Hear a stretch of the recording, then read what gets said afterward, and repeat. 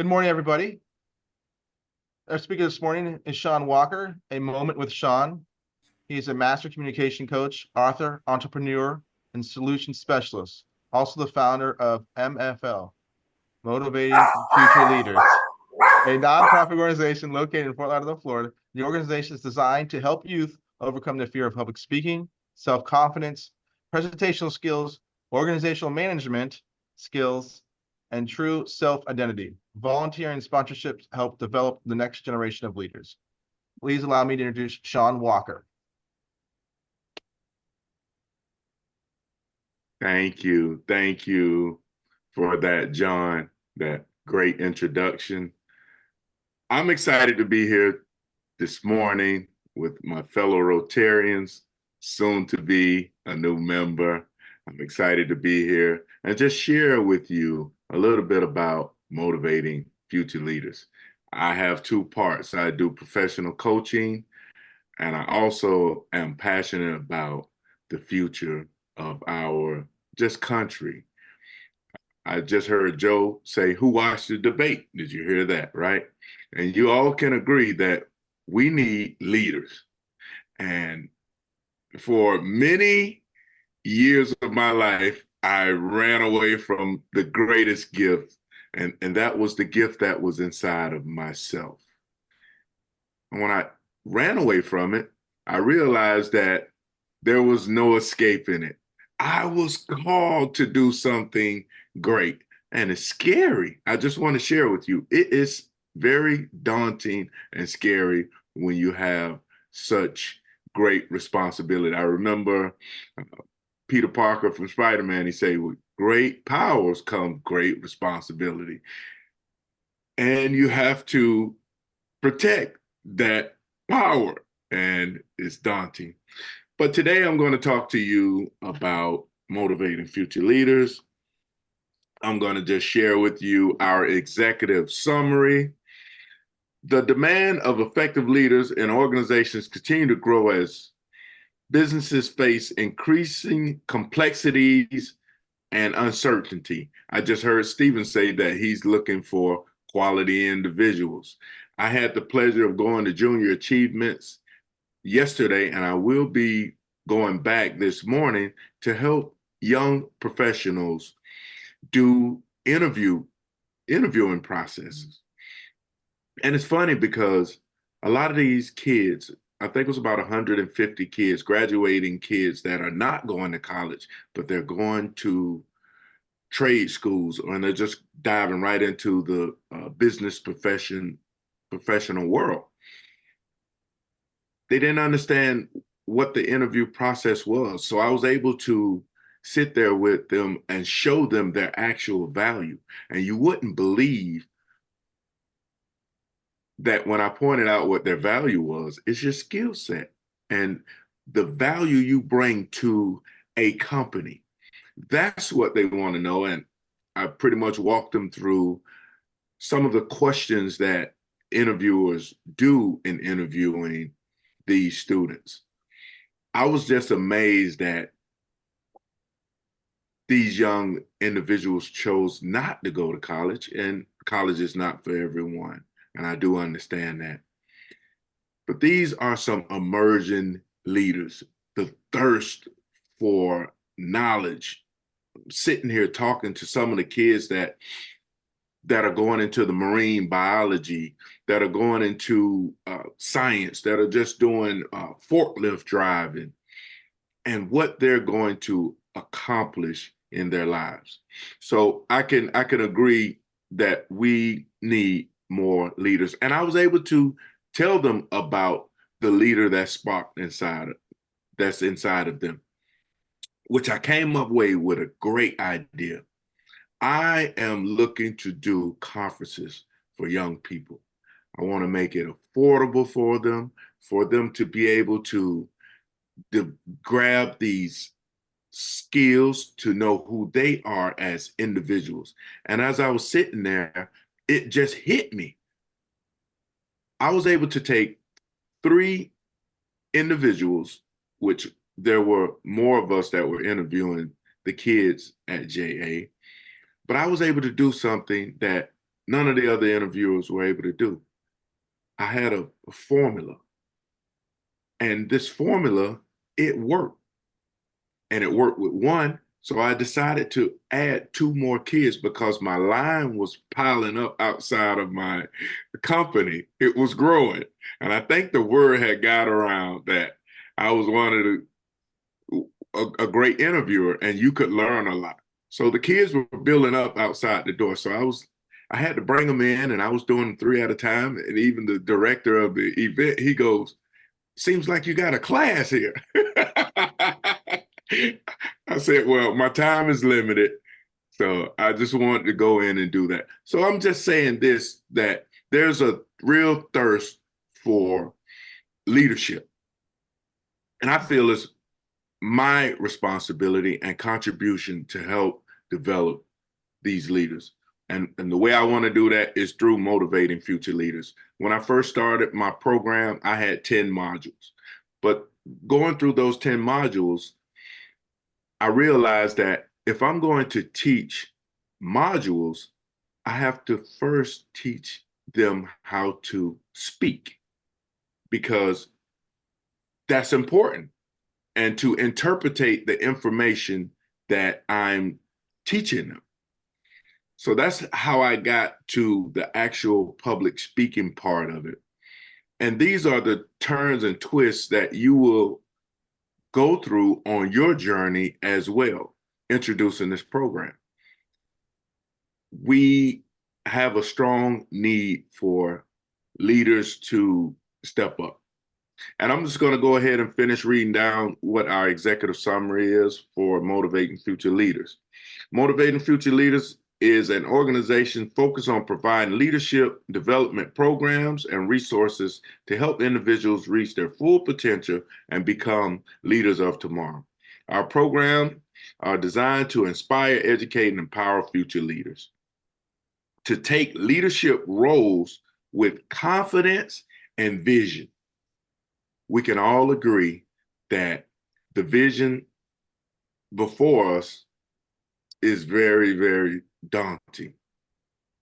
Leaders are individuals that have visions and confidence. And I was able to speak to these young individuals, and they were able to develop the confidence in such a very short time.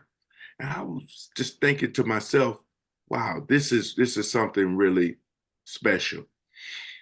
And I just want to say our mission is Motivating Future Leaders is dedicated to cultivating the next generation of leaders by providing high quality leadership, develop programs and resources to empower individuals to reach their full potential and make a positive impact in their organizations or their communities, their schools, their parent lives.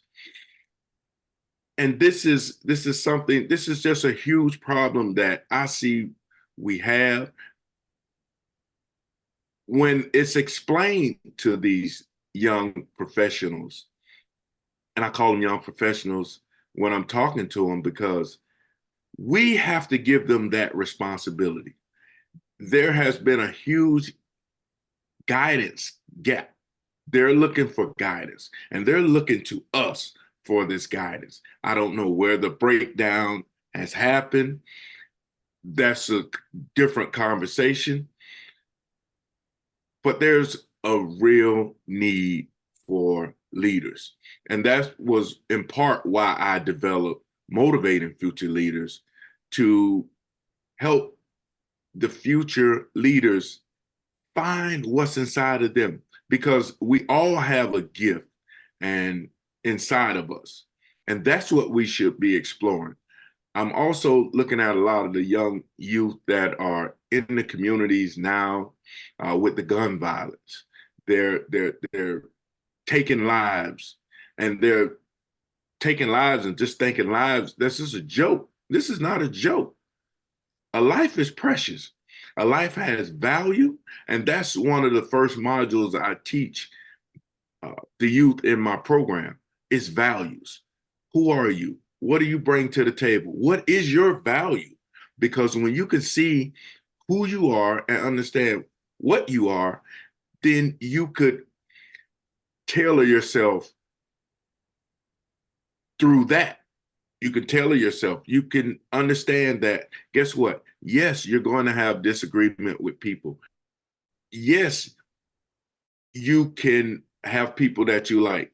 And conflict and resolution is a part of life. But love is what conquers all of that. And how to deal with these issues, because we have a lot of issues. We can't solve all these issues in one day. But I'm looking to take on this challenge of just raising this awareness. I think we really, really need to raise awareness, because guess what? This country we live in is one of the greatest countries in the world. We have the freedom to go outside of our house and do whatever we want. We could choose to work. We could choose not to work. We could choose to love. We could choose not to love. And that's what make our country great. But I know that if Stephen had some young individuals that were ready to go, that could step in and fill those positions, because the world is constantly evolving. People change, things change. And I was talking to this one individual, his name was Jeremiah. He was an offensive lineman that we really dove deep into a conversation. And he was an offensive lineman. And I was telling him about how offensive linemen think.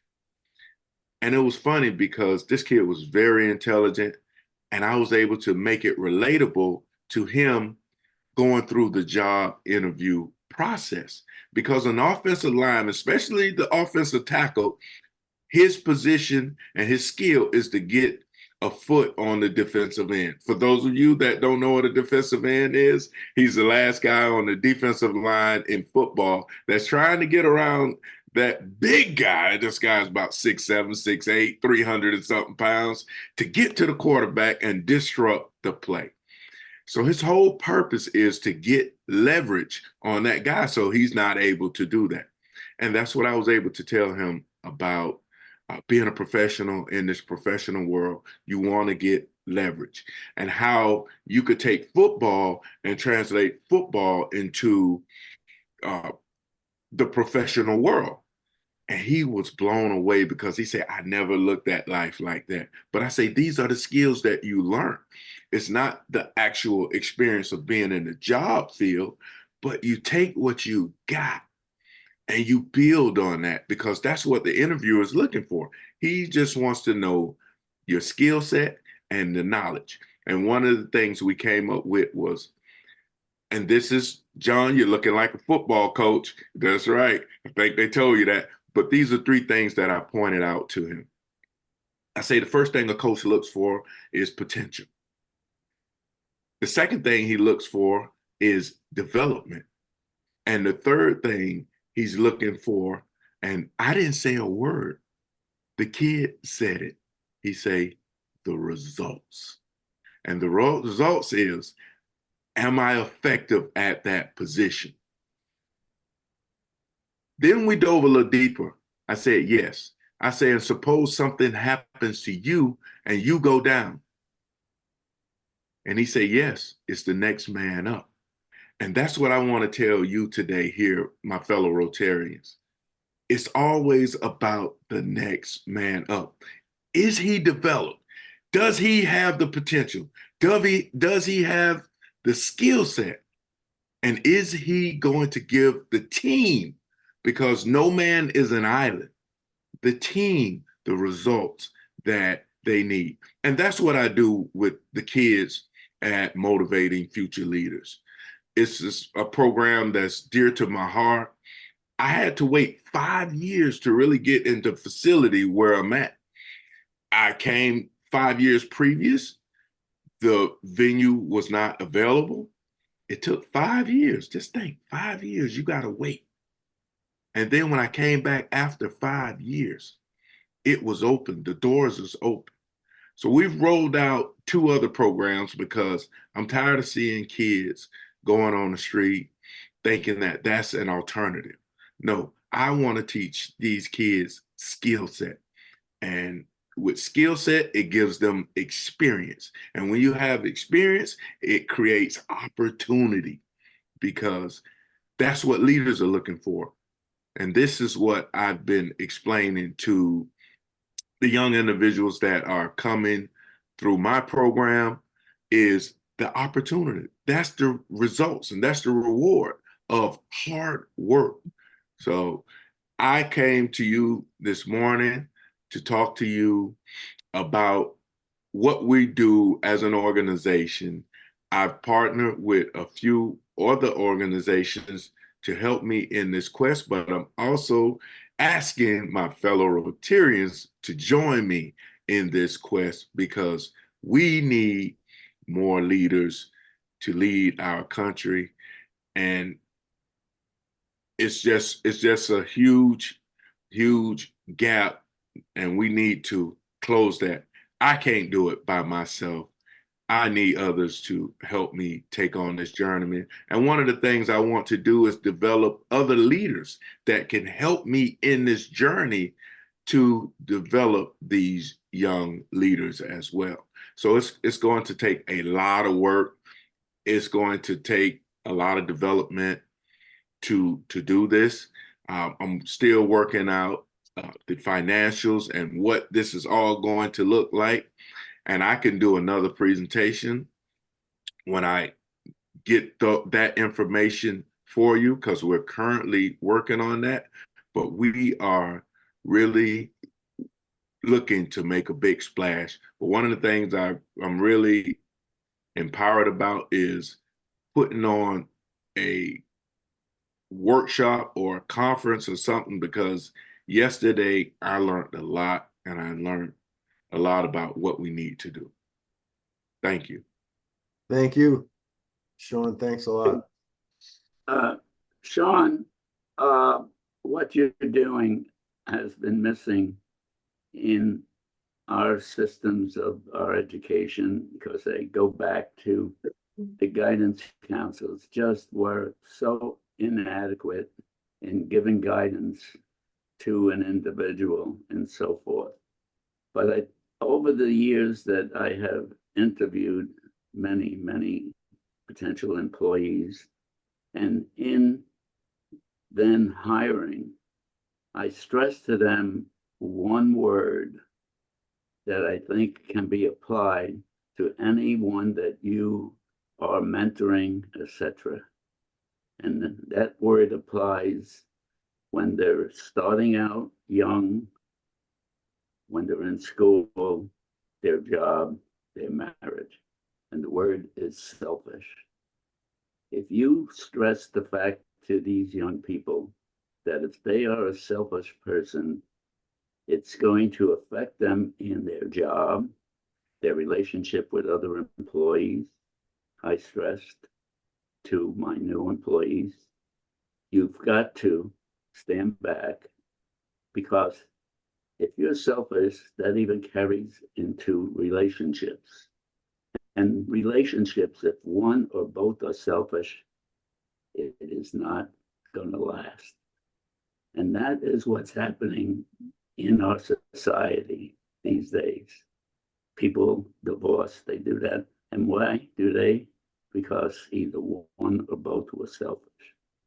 So getting our young people to listen, absorb, and do not be selfish in their relationships. So if I could share that with you, if that is something that you want to adopt, I have experienced that in my Shawn 90 years. So I think I got a little better background, Shawn. No, Joe, and I thank you for that, because that's one of the conversations that I was discussing with all of the interviewers. I had them write 3 things about them, 3 personal values. And it was interesting because I did a survey, and out of that survey was teamwork and how they work with others. And you're absolutely right, Joe. And you have to help the team. So I explained to them, each interviewer, I was taking maybe a little 5 minutes, a little too much, but I wanted them to leave with that, Joe, because when you are a part of the team, it takes accountability. It takes responsibility. I talk to them about time management because all of these are essential to the team's success. There's two times I look at the scoreboard when I played sports, Joe, and that was before the game and after the game. Yeah, Sean, I played basketball for about 12, 14 into college. In the sixth or seventh grade, we won the city championship. But Sean, one other thing. In talking to young people, I just read that there is, unfortunately, because of the TV, all the communications, that when they're looking for a job, this just recently was published, that the practice that is occurring is commonly known as ghost posting and accounts for 43% of the online job openings across multiple industries. Apparently, companies are posting for jobs only to demonstrate that their company is growing. So they apply for a job and then they don't hear, then they got to fill out lengthy work, then they want to change your resume. So I have not heard on TV anywhere these kind of things that are going on that we don't know about. And I'll tell you, I'm so upset about how we are not sharing, because I can use just one example. My stimulator was only told 2 years ago, and it was invented 30 years ago. But the doctors never told me about it. So when I think about all these things that are going on, what is happening with our politicians, and there's got to be a change in our thinking on how we treat each other, how we share the people that are taking advantage of us, okay? And I don't know, and certainly in my lifetime, I'm probably not going to see a change, but you young people have got to do something about it. Thank you, Joe. Thank you, Joe. Sean, the event at JA, is that once a year, or how often is that? How often the event that you went to at Junior Achievement the other day? How often do they have those events? I can let you know. I know they're doing one again today. I'm actually going back today just to do my part. And is that the place in Coral Springs, there by Broward College? no, this is Coconut Creek in Broward College. Yes, that's not called Coconut Creek. Yes. Okay. Yeah. It's right there off the turnpike. You see it when you're going up north on the turnpike. Okay. Yes. That's a neat facility. Yes. Right. Yes. It's great. Great system they have over there. It's taught me a lot, because guess what? That's just one tentacle. We need multiple tentacles to pull off what we need to pull off. And I just see that I'm forever grateful that they bring me in to speak when they do their speaking sessions, especially something like this for the interview process. That's great. But I'm just saying what I see, and I want to do something so far as like maybe a convention or something, because these kids are really thirsty for knowledge. There's a lot of distraction with social media, the importance of what you post on social media, because jobs are now looking at your social media because they are learning who you are as an individual. So I don't want to take too much of our time up. I know we're closing in, but these are some of the issues that when I'm interviewing these young professionals, this is something that I'm discussing with them. So I just want to share that with my fellow Rotarians. And the program that we're doing at North Lauderdale Library to get these kids in front of the community to speak, to express themselves in a way that they've never done before has been amazing. Chris can attest to it. She came, she was blown away, her and Bro Mac. But this is something that we need more of, to have these kids express themselves, because there has to be an alternative to the street. I'm a victim of the streets, and I don't want to see them go down that road. And I saw that, and I was telling them yesterday about that. And you know what these kids were telling me? Thank you for being here. So that's what's driving me to go back today, just to hear that thank you. That thank you means the world to me. Of course. So I want to get him in front of a bunch of Rotary clubs to see if we can take this whole movement through the whole district. So Thank you, Shawn. You're an amazing man. Thank you. Thank you. Yeah, so I Like I think- said, we're Spider-Man. With great power comes great responsibility. Well, Shawn, real quick, Ann, it's good to see you. Good morning, welcome. Rotary has been trying to eradicate polio throughout the world.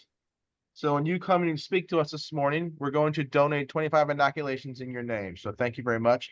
You will receive a certificate in the mail within a couple weeks or so. But thanks again. And thank you very much, everybody. Are there any other announcements or anything before we finish? Go to the four-way test? All right. If we can unmute ourselves.